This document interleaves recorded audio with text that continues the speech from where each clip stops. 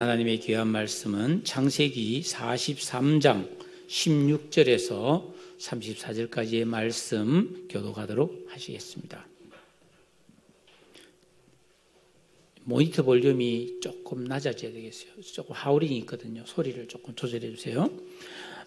43장 16절부터 한 절씩 교독하도록 하겠습니다.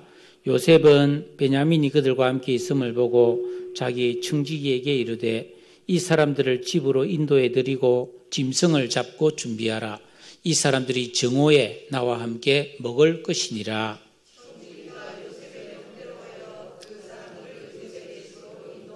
그 사람들이 요셉의 집으로 인도되매 두려워하여 이르되 전번에 우리 자루에 들어있던 돈의 일로 우리가 끌려드는도다.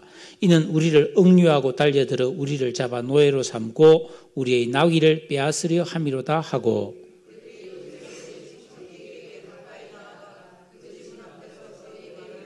이르되 내 주여 우리가 전번에 내려와서 양식을 사 가지고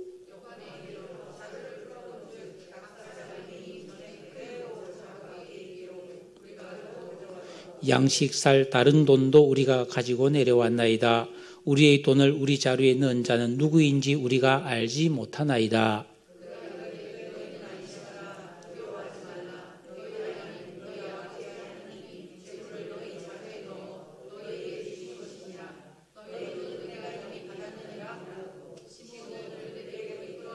그들을 요셉의 집으로 인도하고 물을 주어 발을 씻게 하며 그들의 나귀에게 먹이를 주더라.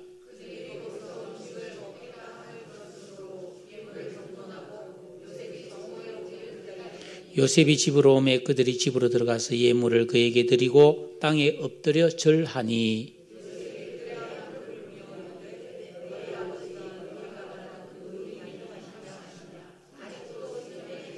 그들이 대답하되 주의 종 우리 아버지가 평안하고 지금까지 생존하였나이다 하고 머리 숙여 절하더라.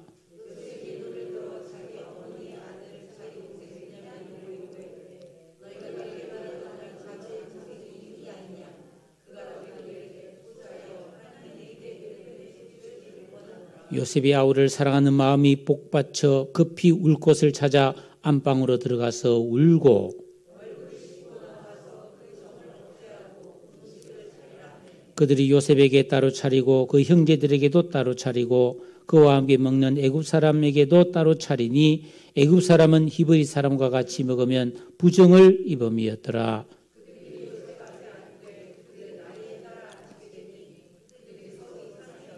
함께 요셉이 자기 음식을 그들에게 주되 베냐민에게는 다른 사람보다 5배나 주매 그들이 마시며 요셉과 함께 즐거워하였더라. 아멘. 어린이 주일입니다. 아기 울음소리를 점점 듣기 어려운 시대다. 이런 날이 올 줄 어떻게 알았겠어요? 아이들 적게 낳으라고 그렇게 난리를 피웠더니 말이죠. 예? 다행히 월곶에는 유치원 어린이집들이 여러 개가 있고 초등학교도 2군데나 있다 보니까 항상 아이들이 뛰어다니는 모습을 볼 수 있어서 참 좋아요. 저도 유모차를 끌고 가거나 애들이 바퀴 달린 이런 거 휑 타고 가는 걸 보면은 너무 귀여웠어. 출근할 때나 오가면서 막 손도 흔들어주고 눈도 찡긋해주고 그러면서 저도 참 기뻐요. 하지만 전국적으로 이제 아기 울음소리가 전혀 들리지 않는 그런 지방의 소도시들이 참 많이 있죠. 그래서입니까? 지난 5월 4일 충북 괴산군은 셋째, 넷째 상둥이를 출산한 가정에 1억 원을 출산 장려금으로 지불한다. 이런 보도가 났어요. 하나님께서 보실 때 한 사람의 생명은 천하보다 귀하기에 1억이 별로 대단한 돈은 아니지만 그래도 국가나 지방정부가 이 인구 감소 시대에 태어나는 아기를 얼마나 소중히 여기는지를 알 수 있어요. 그러다 보니까 요즘은 아기를 너무 귀히 여기다 보니까 한 명의 자녀에게 아낌없이 돈을 쓰는 VIP라고 하는 그런 신조어가 생겨났어요. 흔히 우리가 VIP이라면 Very Important Person에서 가장 중요한 사람인데 요즘은 가장 중요한 아기 이래가지고요. 이 아기한테 이 엄청난 고가의 물건을 사주는데 그 신문에 나왔어요. 10만 원대 인형, 50만 원대 아기 운동화, 100만 원대 아기 재킷. 그가 몽클레인가 그 옷 보니까 아기 재킷이 144만 원으로 나왔더라고. 200만 원대 유모차. 그러니까 이런 고가의 유아용 제품이 아주 인기이고 없어서 못 팔 정도. 하지만 이런 유행이 오히려 좀 경제적으로 빠듯한 이 예비 부부들이 야, 우리가 아기를 낳으면 어떻게 키우겠느냐 하는 두려움을 줌으로써 오히려 출생률을 떨어뜨리는 부작용을 낳는다는 비판도 있습니다. 또 한 가지, 요즘 10대 소녀들 중에 이상한 유행이 있는데 느닷없이 부모에게 카톡을 보내거나 전화를 해서 엄마, 아빠, 내가 잠을 자고 일어났더니 1m가 넘는 바퀴벌레가 됐어. 그런데 영혼은 나야. 날 어떻게 할 거야? 물어보는 거예요. 그 부모가 왜 그러니? 그냥 몰라. 아니야, 대답해 줘야 된다고 막 악착같이 답변을 받아내는데, 그래서 그 받아낸 답변을 온라인의 또래들과 공유하면서 우리 부모의 정체를 분석한다는 거예요. 기사를 보니까 부모들 중에 바퀴벌레가 됐다니까 그럼 약을 뿌려야지, 신고해야 되겠네. 이렇게 농담으로 받아친 부모를 서운한 부모, 예쁜 케이지에 넣고 애지중지 키워줄게, 먹이도 맛있는 거로 줄게, 감동선사형이래요. 그런 부분. 어떤 보면 일단 징그러우니 방에 가두어 두겠다, 이 감금형. 근데 어떤 부모는 내가 모든 걸 희생했더라도 어떻게든 너를 사람으로 되돌리겠다는 이런 부모를 최고로 친다. 이 10대들은 이런 괴상한 질문을 통해서 부모에게 나는 어떤 존재인가를 확인하고 싶어요. 반대로 맘카페라고 어머니들 카페가 있는데 그 어머니 카페에 어느 날 글이 올라왔어요. 엄마가 어느 날 벌레가 된다면, 이런 질문에 8살 아이의 대답이 나도 벌레가 될래. 이런 대답을 보고 많은 엄마들이 울었다 그래요. 어떤 부모가 어떤 형편이 있더라도 같은 모습이 되어 엄마 아빠 곁에 있겠다는 그런 자녀에 대해서 감동하는 거죠. 이래저래 참 복잡한 세상입니다. 사람은 이 세상을 살아가면서 가족을 필요로 하고 친구를 필요로 하고 동료나 이웃을 필요로 합니다. 그러나 사람들은 하나가 되지를 못합니다. 왜일까요? 이유는 분명합니다. 생각이 다르기 때문에. 영적으로 좀 정확하게 말하면 양심이 다르기 때문이에요. 무엇이 좋고 나쁘고 옳고 그른지가 다르다는 겁니다. 이 양심이라는 것은 우리가 무엇을 평소에 보고 듣느냐, 즉 우리 안에 들어온 지식에 의해서 이 양심이 만들어지는데, 이 세상에 살아가는 모든 사람들은 태어날 때 원래 원죄를 가지고 태어났고 살아가면서 워낙 잘못된 것을 보고 듣고 좋지 않은 경험들을 많이 하기 때문에 자기 자신도 모르게 양심이 아주 잘못되어 있대. 근데 이걸 모르는 거예요. 내 양심은 옳다고 생각하는 거예요. 내가 생각할 때 옳으면 옳다고 생각하는 거예요. 자기가 틀렸다는 생각을 잘 안 해요. 그렇다 보니까 두세 사람만 모여도 거기에 갈등과 다툼, 원망과 시기, 분열이 발생한다는 것입니다. 예수 믿고 구원받은 성도들은 누구든지 이 세상에서 화목하게 하는 직분을 감당해야 돼요. 아시시의 성 프란시스코 같은 사람은 주여 나를 평화의 도구로 써주소서라고 노래했지 않습니까? 우리 어떻게 해야 될까요? 오늘 본문을 보면 서로 원망하고 미워하고 죄를 짓고 갈라쓰고 흩어졌던 야곱의 12아들 형제가 20여 년 만에 한 자리에 모이는 장면이 오늘 나오고 있어요. 그러나 피를 나눈 형제라 할지라도 한 자리에 모였다고 저절로 하나 되는 것은 아니죠. 실제로 이 12명의 형제들은 4명의 어머니가 각각 다른 이복 형제들이었어요. 아버지 야곱은 그 중에서 가장 자기가 사랑했던 라헬이라는 여인의 소생인 요셉을 편애했고, 그런 요셉을 보며 형들은 시기하고 심하게 미워했고, 나중에는 죽이고 싶었고, 마침내 돈을 받고 인신매매를 했어요. 노예로 팔아넘겼습니다. 그랬던 형제들이 세월이 흘러서 다 결혼을 하고 자기도 자식을 낳고, 그리고 요셉은 참 기구한 그런 생활을 하다가 하나님의 은혜로 애굽의 총리가 되었고, 형들은 흉년에 양식을 구하러 왔다가 그 총리가 된 요셉을 만났죠. 요셉은 형들을 알아보았지만 형들은 감히 요셉 앞에 얼굴을 못 들었죠. 예. 그래서 요셉은 이 형들을 알아보고 이 형들을 한번 시험해 보려고 그 동생을 데려오라고 뭐 그랬지 않았습니까? 자, 그래서 우여곡절 끝에 그 마지막 베냐민까지 데려와서 지금 11명의 형제와 요셉이 함께 만난 거죠. 오늘 본문에 보면 요셉은 그 형제들을 자기의 집으로 초청합니다. 그리고 잘 대접해요. 하지만 이 단순히 곡식을 구하러 온 형들은 몹시도 불안했습니다. 어서 빨리 곡식을 구해서 그냥 집으로 뿌리랗게 돌아가가지고 그냥 가족들하고 먹고 살고 싶은 생각밖에 안 드는 거예요. 요셉은 짐승을 잡아서, 오늘 보니까 소를 잡아요. 여러분, 이 옛날에 손님 집대를 위해서 소를 잡았다는 것은 굉장히 큰 대접이죠. 네. 여러분, 우리 어릴 때 여기 뭐 어르신들 다 아시겠지만은 흰밥에 소고기 구하면 최고였잖아요. 아, 어쩌다가 우리 소고기 한 건 사서 큰 솥에 소고기 구워. 왜냐하면 고기가 적으니까 그렇게 이제 국물을 해서 마시려고 그랬는데 맛있었어요. 정말 소고기국 맛있었어요. 우리 집만 그렇게 맛있었는지 몰라도 하여튼 진짜 기가 막혔어요. 고기는 별로 없어. 근데 국물이 거기 들어가면 무도 맛있고 콩나물도 맛있고. 야, 근데 지금은 고기 덩어리가 들어있어도 그 맛이 안 나. 예? 참 그립습니다. 예? 어머니의 소고기국. 아, 그런데 예. 우리 식당에서도 이제 소고기국 한번 끓여 봅시다. 예. 자,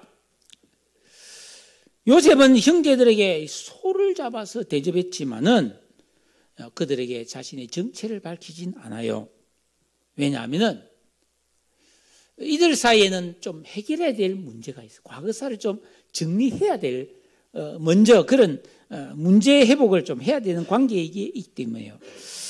여러분, 5월이 가정의 달인데 참 가족의 소중함을 알고 부모나 또 자녀나 또 부부관계가 참 좋으면 좋잖아요. 그러나 우리가 실제로 살아보면 그런 사랑하는 가족들 관계도 원만하지 못하고 또 힘들고 어렵고 심지어 깨어지는 그런 관계도 얼마든지 있을 수 있죠. 예. 이제 5월이면 가정의 달로 만든 이유가 뭐겠습니까? 좀 이거 좀 회복해야 된다는 겁니다. 어떻게 하면 회복할 수 있을까요? 예? 철딱선이 없는 그 인간이 정신을 차리면 회복될까요? 오늘 이 말씀을 통해서 우리 한번 그 답을 찾아봤으면 좋겠어요. 자, 요셉의 형들은 이 애굽의 총리가 곡식을 주면 될 텐데 곡식을 안 주고 집으로 초대해서 밥을 먹자는 거예요. 야, 이 불안하잖아요. 그죠? 근데 이게 형들은 어떻게 생각하냐면 18절 보니까 저번에 우리 그 자루에 들어있던 돈 때문에 우리를 지금 잡아가는 거 아닌가? 왜? 요셉이 이제 그 형들인 줄 알고 양식을 사러 왔는데 돈을 받았다가 그 곡식 자루에 양식을 넣고 돈을 도로 넣어줬어요. 이건 요셉의 호의였습니다. 근데 형들은 불안한 거예요. 이게 왜 돈이 왜 들어있지 이거? 이거 진짜 이거 우리가 훔친 거로 이게 잘못하면 누명 쓰는 거 아니야? 그러면서 이거 우리 돈 때문에 우리를 억류하고 우리를 잡아서 노예로 삼고 우리 나귀도 다 뺏어가려나 보다 하고 최악의 상황을 가정하여서 불안과 두려움에 떨게 되죠. 그래서 요셉의 집 청지기에게 조심스럽게 돈 문제를 자진 신고했습니다. 20절 이하에 보면 내 주여 우리가 전번에 양식을 사가지고 왔는데 이상하게 우리 가다 보니까 돈이 우리 자루에 도로 들어있더라고요. 누가 돈을 넣는지 우리는 몰라요. 그래서 우리가 돈을 도로 가져왔고요. 막 이렇게 막 설명을 합니다. 그러자 이제 요셉의 집의 청지기가 그 형제들을 따뜻한 말로 위로해 줍니다. 23절 보시면은 함께 읽어볼까요? 시작.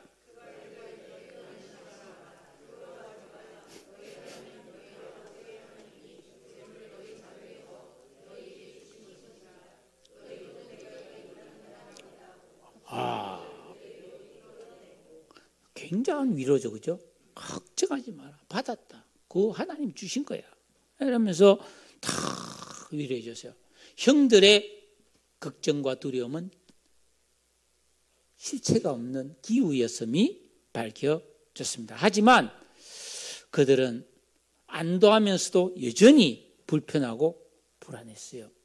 왜냐하면 인생은 모르고 가는 길이기 때문에 우리 앞에 무슨 일이 날지 모릅니다.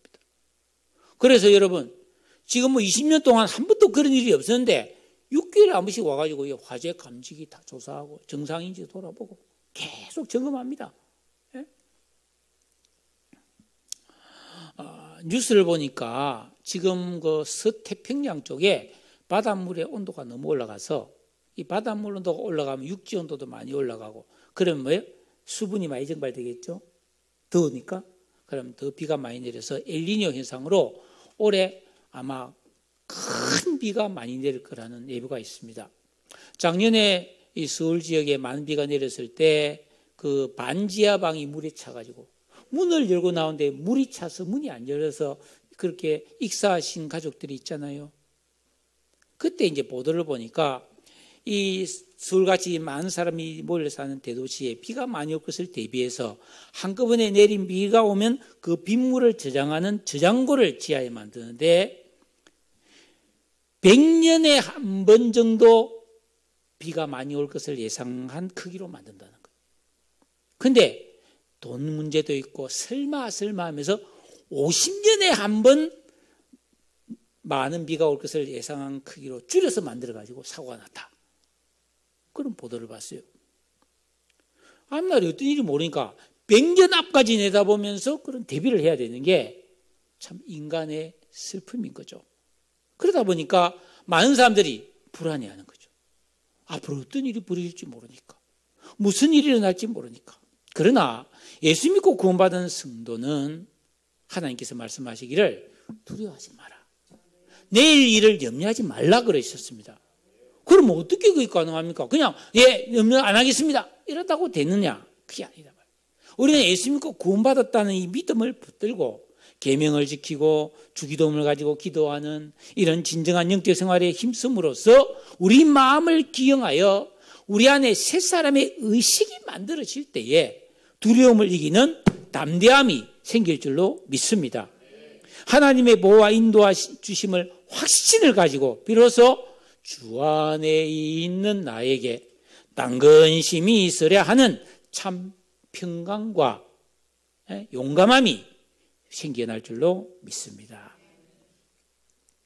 자, 형들이 요셉의 집에 툭 들어가니까 뭐 대굴 같은 집이 쭉 총리 집이니까 있고 갇혀 있던 이 시몬도 이제 석방되고 그랬더니 막 종들이 나와서 발 씻으라고 물로 쫙 뿌려주고 발도 씻어주고 몰고 온 나귀에게 먹이도 주고 이거는 아주 귀한 손님을 환대하는 그런 수준이에요. 그리고 이제 총리 요셉과 함께 음식을 먹으면서 서로 안부를 묻고 다정다감하게 대화를 나누고 위로하고 축복합니다. 그런데 요셉은 끝까지 자기 정체를 밝히지 않았어요. 왜냐하면 요셉의 고민이 뭐냐면 이 형들의 마음이 지금 어떤 상태인지 영적 상태가 뭔지를 모르는 거예요. 베냐민을 데려온 태도와 본심이 뭔지 이들과 진정 화해할 수 있는 사람일까에 대한 확신이 없었다는 겁니다. 여러분 이거는 우리나라와 북한 관계를 보면 압니다. 북한과 우리는 동족이잖아요. 피를 나누는 종족이고 지금도 이산 가족들이 서로 살고 있는 그런 동족인데 북한에 보면은 식량이 없다, 약이 없다, 그래서 굶어 죽는다, 병들어도 치료가 안 된다, 어린아이들이 굶고 있다. 그래서 우리가 뭐예요? 약품도 보내고 쌀도 보내주고 경제적 도움도 주면서 화해하고 싶어 합니다.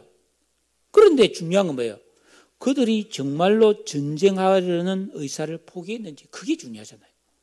그들이 정말 우리와 적대관계를 청산하고 우리하고 잘 지내려는 마음만 있다면 그것만 확인되면 우리는 마음껏 도와주고 교류하고 싶은 거죠. 그런데 뭐 과거의 역사를 보면은 평화회담을 하고 정상회담을 하고 올림픽 단위팀을 하고 가서 뭐 공단을 만들어서 같이 막 교류를 하고 그랬는데도 뭐예요? 핵무기를 만들고 있었다. 미사일을 만들고 있었다. 그 왜 만들었냐? 우리를 정복하기 위한 것이 아니냐? 이런 의심을 우리는 갖게 되어 있단 말이죠. 그러니까 북한이 우리 국제사회가 믿을 수 있는 공인된 방법으로 비핵화를 실천하고 전쟁을 완전히 포기하면 우리는 마음껏 여러분을 도와주고 철도도 놔주고 다리도 놔주고 식량도 주고 작품도 주고 그렇게 하겠다고 지금 말하고 있지 않습니까? 그런데 그런 신뢰와 확신이 없이 그냥 좋은 게 좋다는 식으로 그냥 우리 화해하자고 원조해주고 무슨 사업을 벌이는 것은 진정한 해결책이 못 된다는 거죠. 왜냐하면 그렇게 막 원조해주고 식량 보내주고 경제적인 원조를 해줬는데 그게 일반 백성들에게 주지 않고 그냥 군량미로 쓰고 뭐 군사력을 키우고 원조를 받아서 무기를 만들었다면 이거는 진정한 화해가 아니지 않습니까? 더 큰 문제가 생길 수 있단 말이에요. 그러니까 참 지금 남북관계가 너무너무 힘든 거예요. 네? 지금 요셉도 그와 비슷한 관계다. 그런데 우리가 인생을 살다 보면 원한이 있고 의심이 가고 반감이 있는 사람과 내세가 항지 않고 좋은 관계를 맺는다는 것은 쉬운 일이 아니죠. 그냥 막 니 왜 그래 하고 따지고 싶고 말이죠. 너 딴은 우리는 만나지 말자고 관계를 확 끊어버리고 싶을 때가 있지만 그건 너무 쉽지만 좋은 방법은 아니죠. 여러분 이 세상사나 인간관계를 그렇게 칼로 무자르듯이 탁 자르기가 쉽지가 않아요. 지금 시대가 그렇습니다. 저도요 신문 보면 복장 터지는 일이 너무 많아요. 예를 들어서 여러분 뭐 현대자동차 같은 회사가 있다 진짜. 그럼 이 줄은 승용차를 만들고 이 줄은 트럭을 만들고 저 줄은 버스를 만들어요. 근데 승용차가 너무 많이 팔려. 근데 트럭이 안 팔려. 그럼 트럭 만드는 사람 보고 이게 일감이 없으니까 승용차 만드는 일 좀 도와주라. 안 갑니다. 못 간다. 안 간다. 우리가 왜 그걸 가냐? 좀 가주면 될 텐데. 반대로 트럭이 많이 팔리고 승용차가 안 팔린다. 승용차 만든 사람 뭐 트럭 만드는 거 좀 도와주라. 안 갑니다. 확 잘라버리고 싶지만 못 자릅니다. 난리 납니다. 그럼 파업하고 난리 나버립니다. 이 시대가 이런 시대단 말이에요. 그러니까 사람은 참 귀한 존재인데 말을 안 들어먹고 나랑 부딪히면 이게 해결 방법이 아니지. 말 안 듣는 자식 갖다 버릴 수도 없고 어떻게 합니까? 키워야 되는데 너무너무 힘든 거예요 이거. 에?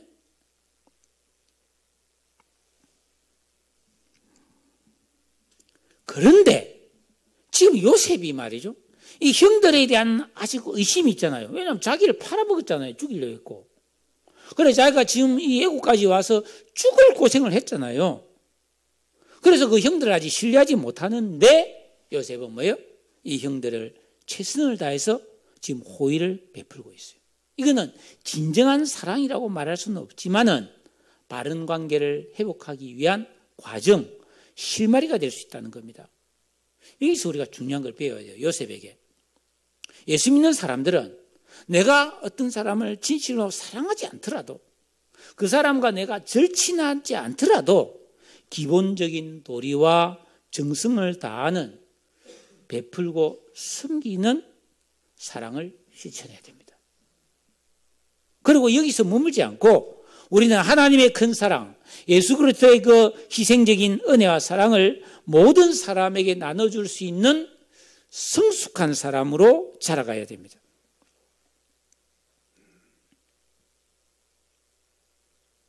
왜냐하면 하나님께서 그랬기 때문에. 하나님은 지금도 하나님을 모르고 하나님을 욕하고 하나님이 없다 그러고 제멋대로 살아가는 이 세상의 모든 사람들, 의인과 악인을 구별하지 않고 햇빛과 비를 내려주십니다. 그리고 열매 맺게 하시거든요. 여러분, 하나님이 지독하게 안 믿고 죄를 지는 사람도, 학생도 열심히 공부하면 성적이 잘 나옵니다. 그죠? 우상성인 사람도 열심히 농사 지으면 좋은 수확을 거둬요. 맞죠? 일반 은총입니다. 하나님이 왜 이렇게 일반 은총을 공급해 주시냐면 악인들의 마음이 하나님을 향하여 다치지 않게 하는 거예요. 하나님의 은혜와 자비를 느낄 수 있도록 하나님은 계속해서 햇빛 같은 은혜를 부어주시는 겁니다. 그러므로 우리 성도들은 예수 믿고 구원받았답시고 이 세상 도리와 예의를 무시하고 살면 안 돼요. 성도는 언제나 모든 사람에게 선한 행실을 잃지 말아야 할 줄로 믿습니다. 여기서 우리가 한 가지 짚고 넘어갈 게 있습니다. 솔직히 말해서 내가 만약에 요셉이라면 여러분 어떻게 하겠어요? 예? 내가 만약에 이복 형제에게 학대받고 친지에게 버림받고 인신매매를 당했다면은, 그래서 헤어졌는데 세월이 흘러서 내가 모진 고생하고 이제 겨우 좀 살만하게 되었을 때 그 원수 당사자를 만났다면 용서하고 다시 회복할 수 있을까요? 쉬운 일이 아니죠. 그들이 어려울 때 도와줄 수 있을까요? 마음은 그럴지라도 행동하기는 쉽지 않습니다. 그러면 하나님께서 이런 못된 형들과 그렇게 참 고생했던 요셉이 만나서 이렇게 화해해가는 모습을 보면서 우리에게 뭘 지금 보여주고 싶으신 걸까요? 그것은 다른 게 아닙니다. 구원받을 자격이 없는 죄인들이 어떻게 하나님의 사랑을 통해 구원받는가를 보여주는 거예요. 로마서 5장 8절은 말하고 있잖아요. 우리가 아직 원수 되었을 때 하나님께서 우리에게 대한 자기의 사랑을 예수님을 통해 보여주셨다. 여러분, 실제로 이 야곱의 아들들, 요셉의 형들은 너무나 무서운 죄를 가진 인간들이었어요. 여러분, 제일 큰 형 르우벤은 아버지의 부인 첩이랑 간음을 했어요. 이런 천하의 못된 인간이 있어요. 유다는 알다시피 그 며느리와의 사이에서 애를 낳았어요. 물론 자기가 원해서 그런 건 아니지만, 모르고 그랬지만. 여러분, 둘째와 셋째 시몬과 레위는요, 그 세겜에서 한 마을에 있는 모든 남자를 다 죽인 살인자들이었어요. 다른 생들도 다 마찬가지입니다. 요셉을 미워하고 죽이려다가 돈 받고 팔아먹어 나눠 가진 공범자들이었습니다. 아담 안에서 옛사람의 악한 인격과 직업과 감성이 가동되고 있는 죄인들이었단 말이에요. 그런데도 하나님께서는 이 요셉의 실현을 통해서 이 사람들을 구원해서 하나님 백성을 삼아서 이스라엘의 민족을 이루기 위해서 섭리하고 역사하고 있단 말이에요. 이 참 놀라운 일이죠. 이것들 진짜 좀 어떻게 좀 잘 사용해 볼래 했더니 안 되겠네 하고 버리지 않았다는 겁니다. 요셉이 섣불리 자기 정체를 밝히지 못한 이유는 아직 그들에 대한 신뢰를 담보할 수가 없었기 때문이죠. 예. 왜냐하면 요셉이 아무리 용서하고 은혜를 베풀어도 형들이 좋게 받아들일지 안 받아들일지를 모르는 거죠. 여러분, 길가 돌박 가치밭에서는 열매를 맺을 수 없음 같이 진실로 회개한 새 사람의 의식이 안 만들어지면 그 사람은 언제든지 악감을 품고 은혜를 갚거나 관계가 더 나빠질 수가 있어요. 제가 지난주에 새벽 기도에 그 예레미야서를 보다가 너무 큰 충격을 하나 받았습니다.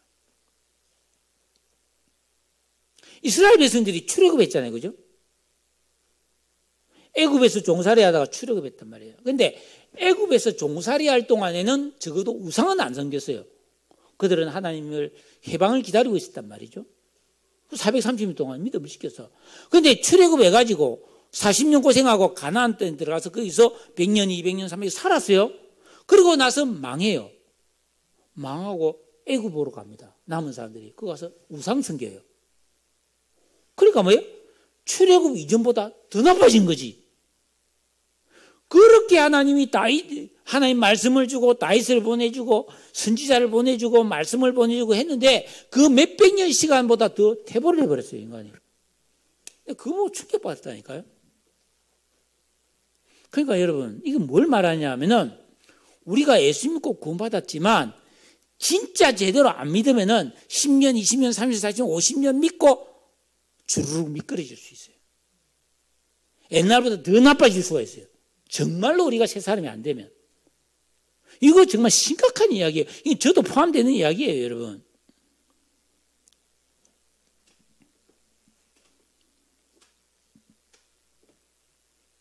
근데 참 하나님께서는요, 이런 인간들을 위해서 참 기가 막힌 일들을 많이 하셨는데, 레위기에 보면은 어떤 사람이 죄를 지었다. 그러면 이 죄를 해결하는 방법을 하나님 가르쳐 줍니다. 첫째, 죄를 지으면 양 한 마리, 돈이 없는 사람은 비둘기라도 한 마리 잡아가지고 그걸 찢어가지고 새를 찢거나 양을 잡아서 피를 흘리고 그거를 이 화로에 올려가지고 불태우라 그래요. 내 죄를 거기에 다 뒤집어 씌워서 짐승이 대신 돼지를 뒤집히고 완전히 죄가 될 때까지 불태워버리라 그래요. 그럼 죄가 용서된다는 거예요. 그런데 한 가지 더 해라. 그것만 갖고 안 된다. 속죄 제사만 갖고 안 되고 화목 제사까지 드리라. 그래서 다시 양 한 마리를 더 가져가서 제사를 드리는데 재미나요. 속죄 제사는 그 짐승에게 죄를 뒤집어서 완전히 다 태워버려요, 고기를. 근데 화목 제사는 내장과 조금만 떼서 태우고 고기는 먹어야 돼요. 근데 조건이 있어요. 그날 하루 만에 다 먹어야 돼요. 근데 양 한 마리 어떻게 다 먹어요? 나눠 먹어야 되는 거예요. 그래서 사람들에게 내가 죄를 지어서 하나님 앞에 회개하고 또 화목 제사를 드리고 이 고기를 가졌으니까 좀 드세요 하고 나눠줘야 되는 거예요. 왜냐면 안 먹으면은 그 속죄 제사까지 다 무효가 돼버리니까. 그러니까 어떻게 돼요? 이 사람 저 사람 찾아다니면서 고기를 나눠주면서 기도를 부탁해야 되잖아요. 그래서 하나님과의 관계, 인간관계 화목까지도 다 회복시켜야 그게 완성인 거예요. 여러분, 예수님이 우리를 위해 십자가에 달려 죽으시면서 속죄 제물이 동시에 화목 제물이 되셨다고 되어 있어요. 이 말은 뭐예요? 우리가 예수 믿고 구원받았을 때에 내가 구원받았지만은 여전히 우리 속에 죄책감이나 죄성이 있잖아요. 그런데 예수님이 나를 위해 화목제물까지 되어주셨기 때문에 이제는 하나님과 화목되어서 하나님 앞에 당당하게 나가서 자녀의 권세를 가지고 기도할 수 있고 은혜를 구할 수 있도록 하기 위해서 화목제물이 되어주신 줄로 믿습니다. 얼마나 큰 은혜입니까?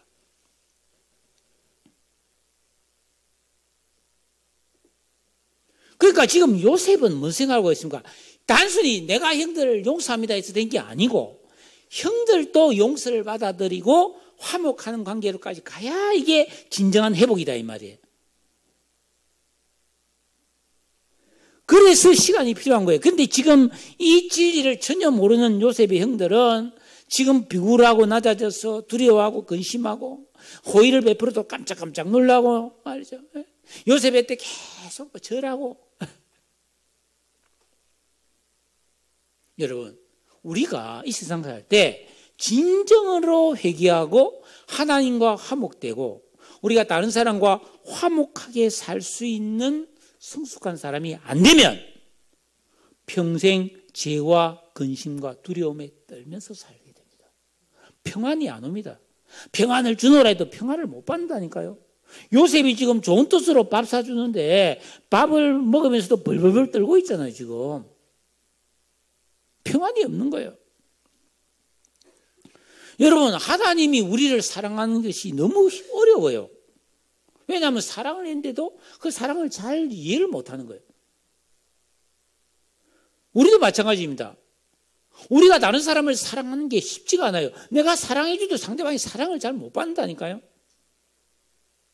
여러분, 철없는 자녀들이 부모가 아무리 사랑해줘도 그 사랑을 잘 이해 못하는 거와 마찬가지죠. 예? 특히 죄 깊이 물들었거나 상처가 많은 사람은 진짜 사랑하기 힘듭니다. 사랑한다 그래도 못 믿는 거예요. 그 마음과 생각이 늘 요동하는 거예요. 방법은 딱 하나입니다. 오래 참고 온유하며 사랑 가운데 용납하는 길밖에 없어요. 요셉은 그 동생을 보면서 혼자 울면서, 그 베냐민은 뭐예요? 자기의 친동생이잖아요. 어머니 일찍 돌아가시고. 그러니까 그 요셉의 형으로서 그 동생 보면서 울고 정을 억제하면서 형제들에게 선한 말과 호의를 베풀고 자상하게 대하면서 막 어떻게든 이들에게 마음을 돌이킬 수 있는 기회를 주는 거예요. 사랑하는 여러분, 요셉의 형제들은 20년 만에 다 한 자리에 모여 음식을 먹었지만은 여전히 하나가 되지 못하고 있습니다. 가슴 아픈 일이죠. 그거 어떻게 해야 될까요? 우리는 이 모습을 보면서 어떻게 해야 될까요?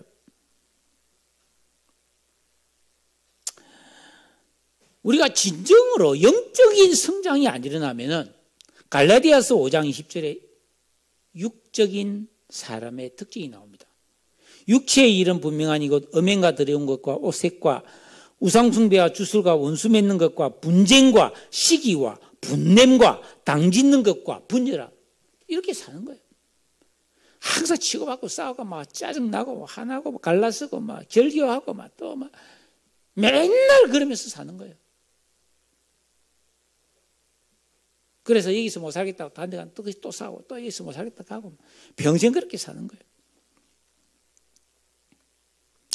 여러분, 그런데 지금 형들은 무슨 생각을 하고 있습니까?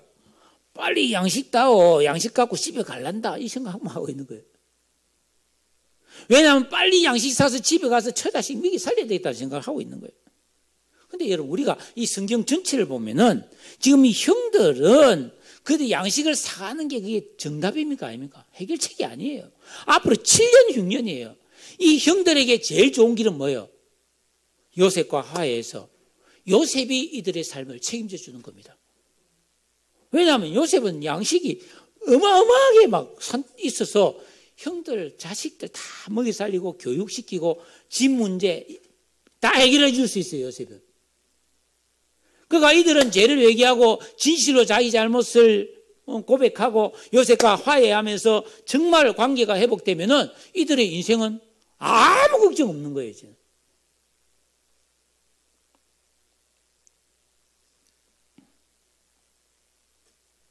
우리도 마찬가지라는 거예요. 우리가 뭐 어떻게든 돈 벌어서 그렇게 뭐 저축하고 막 절약하고 막 이렇게 해서 살고 저렇게 해서 살고, 이게 정답이 아니라는 겁니다. 우리가 진실로 하나님 앞에 회개하고 하나님과 화목되었을 때에 하나님이 우리의 모든 필요를 채우시고 우리에게 은혜와 평강과 한량없는 복을 부어주셔서 비로소 우리가 만족하며 풍성한 삶을 누리게 될 줄로 믿습니다. 뭐 어떻게 해야 되겠어요?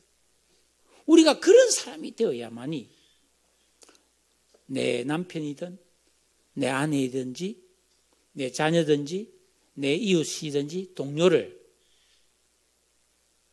용납하고 또 그들을 회복시킬 수 있는 거예요. 어린이 주일이 오늘인데 세상적으로는 5월 5일이 어린이잖아요. 지난 월요일 우리 몽골에 가 있는 딸이 카톡이 왔어요. 아빠 오늘 어린이날인데 뭐 없어요? 그래 내가 바로 답장을 보냈어요. 그렇지 않아도 내가 니한테 뭘 해주고 싶었다. 만원 보내줬어요. 과자 사 먹으라고. 왜 그렇게 했냐면은 진짜 그래 내가 미리 생각하고 있었거든요. 여러분 아이들이 지금 뭐 20대가 24살, 26살 이게 돼서 이제 스스로 뭐 사회적으로 성인이 됐다고 여기겠지만 그 애들은 여전히 내 아이들. 그래서 내가 생각을 해서 혼자서 이 아이들이 아무리 나이가 들어서 뭐 40, 50, 60 되더라도 내가 죽기 전까지는 이제 해마다 어린이날에 내가 우리 애들한테 선물 줘야지. 그런 생각을 했어요. 왜냐하면은 제가 어린이날을 보내면서 내 안에도 여전히 어린아이가 살고 있다는 생각을 했습니다. 제 기억에 보면은 한 4살적 기억이 조금 있고 6살, 7살적 기억이 상당히 많고 물론 뭐 그 뒤에는 초등학교, 중학교 시절 기억은 많이 있는데 내가 지금 이제 나이가 많이 먹었지만은 지금도 나를 어린아이로 여기면서 보살펴주는 어른이 있으면 좋겠다는 생각을 했어요. 부모는 그렇잖아요. 어린아이 자식을 보면 자식이 뭐 환갑이 지나도 여전히 아이로 보는 그런 경향이 있잖아요. 그래서 나도 그런 어른이 있어서 얘야 차 조심해라. 얘야 너 밥 먹었니? 하는 그런 어른의 말을 듣고 싶은 마음이에요. 여러분 저나 여러분이나 우리 안에는 10대, 20대, 30대의 기억과 삶이 남아있거든요.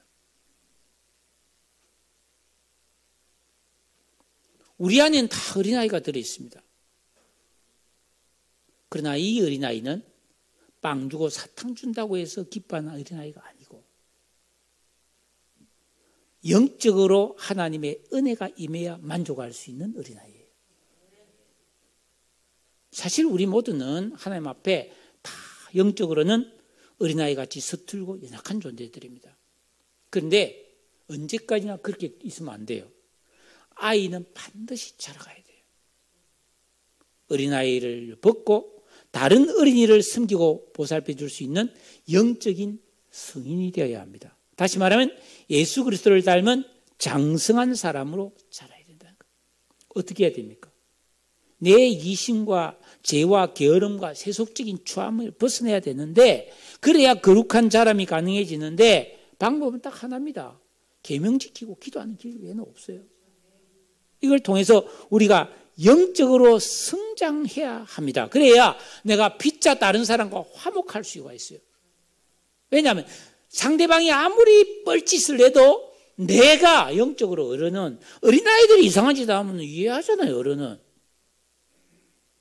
어린애가 할아버지 뺨을 딱 때리도 어디 이게 할아버지 뺨을 때리고 막 몽둥이로 얼마나 죽도록 패니까 안 그러잖아요. 허허허 하고 참잖아요.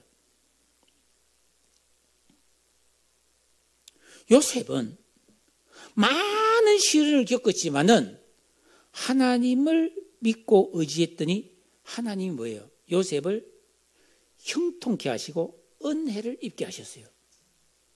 요셉은 지금 그래서 장성한 사람이 된 거죠. 그래서 요셉은 여전히 죄인인 그 형들에게 호의를 베풀면서 그들을 지금 잘하도록 지금 섬기고 있다는 겁니다. 그래서 결국은 나중에는 화목하지 않습니까? 그러니까 우리가 이 어린이날을 맞이하면서 내가 어린이라는 것을 즐감하시고 내가 이 진정한 신앙생활을 통해서 영적인 성인이 되어야 됩니다. 우리 외모는 이미 어른인데 영적으로 이제 우리는 자라나야 된단 말이에요. 그래야만이 성인아이들, 내 주위에 있는 어른들, 그게 남편이든 아내든 부모든 형제든 이웃이든 어른인데 여전히 영적으로는 아이들이 많다니까. 그 아이들 보면서 원수 맺고 갈라쓰고 싸우고 치고받고 미워하고 그러지 말고 어린아이인 걸 알고 아이고 아이가 철이 없네 그러면서 용납하고 이해하고 숨겨주고 기다려줘서 자라게 만들어줘야 된단 말이에요. 그래야 우리는 진정한 하나님이 기뻐하는 가정을 이룰 수 있고 교회를 이룰 수가 있고 내가 그 섬긴 복으로 하늘의 상급이 큰 거예요.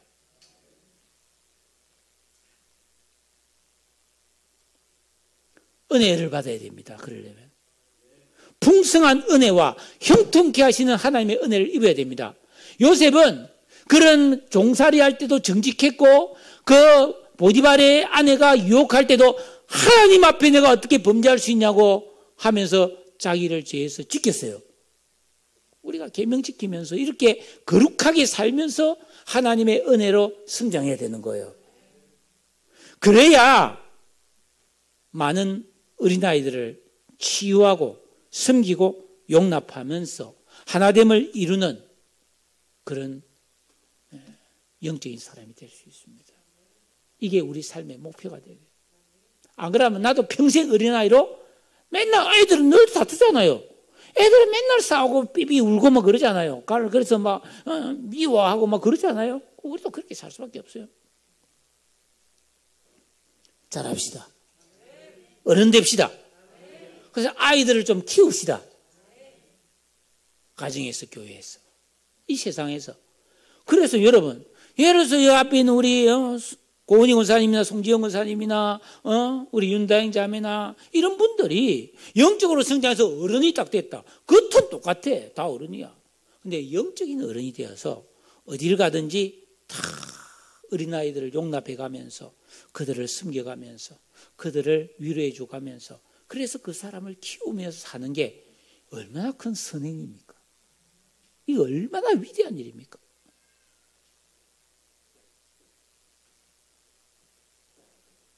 얼마나 자부심이 있겠습니까? 얼마나 내 가슴은 담대하겠습니까?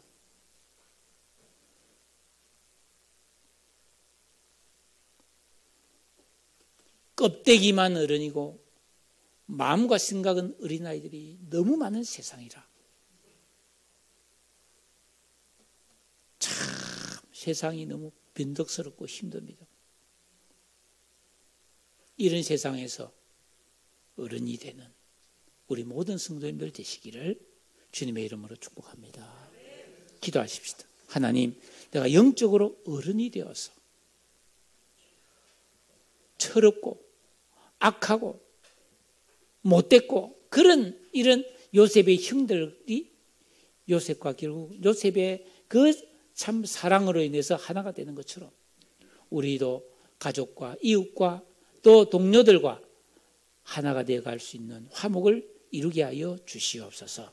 우리 다 같이 한번 동성으로 기도하도록 하겠습니다. 사랑해 주님, 은혜와 사랑을 감사합니다. 하나님께서 우리를 사랑하셔서 오늘 이렇게 불러주시고 하나님 앞에 영광 돌리게 하시니 감사합니다. 주신 말씀처럼 아버지 하나님,